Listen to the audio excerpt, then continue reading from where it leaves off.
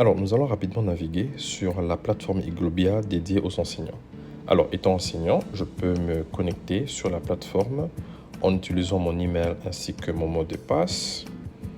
Et voilà, je me retrouve devant la page d'accueil sur laquelle je peux voir toute la liste des matières qui me sont attribuées en tant qu'enseignant. Et vous verrez que pour chaque classe, vous verrez au-dessus à droite, pour chaque matière plutôt, vous verrez la classe au-dessus à droite. Par exemple, pour le premier cas, vous avez mathématiques, scientifiques pour la 9e A. Et pour le deuxième cas, je suis professeur de chimie à l'école primaire en 6e année A, et ainsi de suite. Alors, je vais rapidement aller dans la classe de mathématiques pour la 9e année A. Je peux voir un certain nombre d'informations.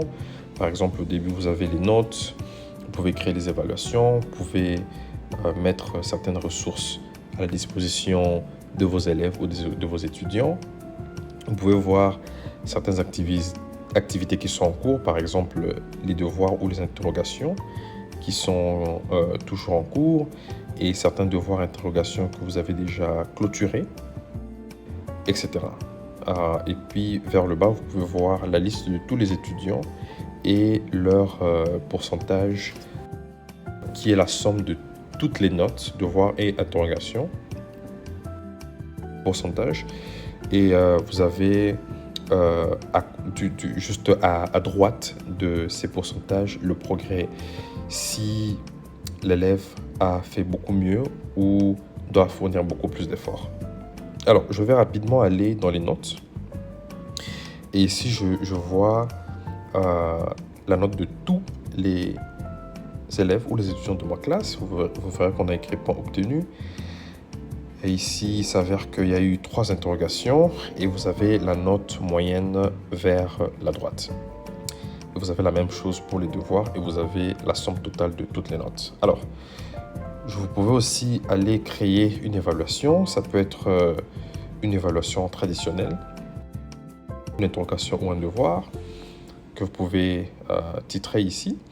Et essentiellement, quand on parle d'évaluation traditionnelle, c'est une évaluation que vous faites en classe, par exemple. Quand vous donnez une interrogation qui est faite en classe, sur papier, l'élève ou l'étudiant vous rend la copie et vous pouvez mettre la note maximale ici.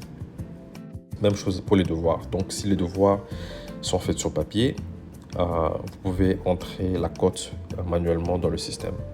Et nous avons aussi des évaluations qui sont en ligne.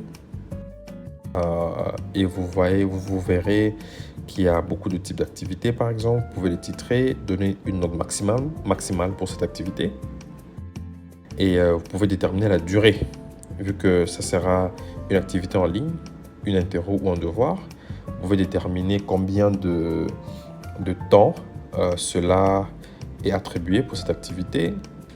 Déterminer si cette activité sera directement ou immédiatement disponible aux élèves juste après la création, spécifier l'heure de début et choisir si cette activité est valide pour tous les étudiants ou les élèves ou pour certains élèves spécifiques dont vous devez cocher. Par exemple, Yami Yamal, Donald Trump ou Kylian, qui sont les élèves enregistrés pour le moment.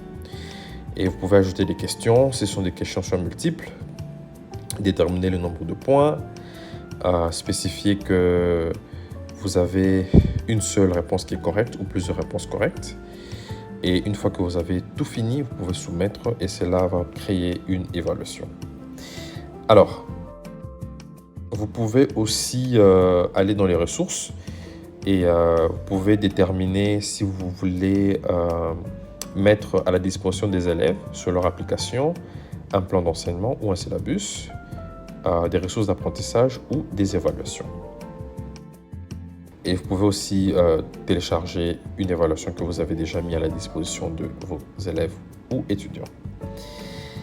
Alors, ici, vous voyez un peu toutes les activités qui sont en cours, donc les devoirs ou les interros qui n'ont pas encore été complètement finis, qui veut dire que vous n'avez pas fini d'entrer toutes les cotes. pour un devoir ou une interro spécifique. Et ici, vous avez des devoirs ou des interrogations où toutes les cotes ont été entrées. Et vers la fin, vers le bas, vous avez la situation actuelle ou moyenne de chaque élève, leur progrès en pourcentage ou leur somme totale en pourcentage. Donc, c'est-à-dire, pour le premier cas, Kylian Mbappé, sa performance dans ce cours est de 77,3% en combinant tous les efforts fournis par cet élève dans les devoirs et dans les interrogations.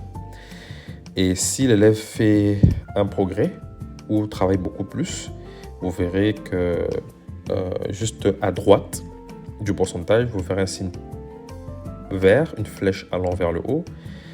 Et si c'est une flèche qui va vers le bas, ça veut dire que l'élève a régressé. Et si voilà, vous voyez une ligne horizontale, c'est-à-dire qu'il n'y a pas de progrès positif ou de progrès négatif. Alors, c'est tout ce que nous avons pour la plateforme Iglobia pour les enseignants.